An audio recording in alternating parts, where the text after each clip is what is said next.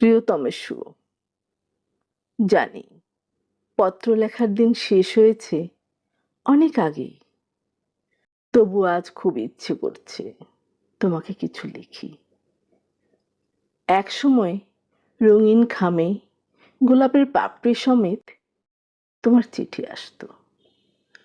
যতটা না তোমার চিঠি পড়তাম, তার চেয়ে বেশি তোমার ছোঁয়ার ঘ্রাণ নিতাম, আবেশে বুকে জড়িয়ে রাখতাম।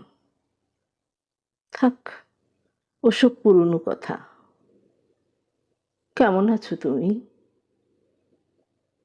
হয়তো তারায় তারায় খচিত তোমার আকাশ, কিন্তু আমার আকাশ জুড়ে যে ভীষণ কালো মেঘ জমেছে। মনের সবকটি জানালা খোলা রেখেছি। আজ আমি অনেক করে ভেজাবো বিভাগী এই মনটাকে। কি করে তোমার দিন কাটে আমার জানা নেই। কোন সুদূরে, কোন তেপান্তরে গড়েছ নিবাস, তাও জানি না। বড্ড জানতে ইচ্ছে করে। এখনো কি তুমি ঘুম চোখে প্রভাতের প্রথম আলোয় আমাকেই খুঁজো? হাত বাড়িয়ে কফির পেয়ালা ধরতে গিয়ে আমাকেই ধরে ফেলো?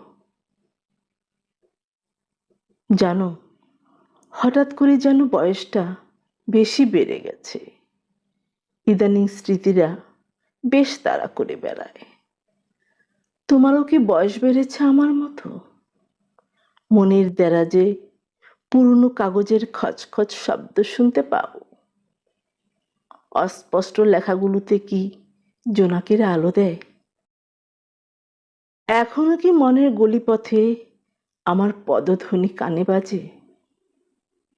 সেই আগের মতো প্রিয় মান্নাদের গান শুনে বুকের ভেতর উজান আসে? হিমাদ্রির বরফ গলে? জানো, আজকাল আর টিপ পড়ি না।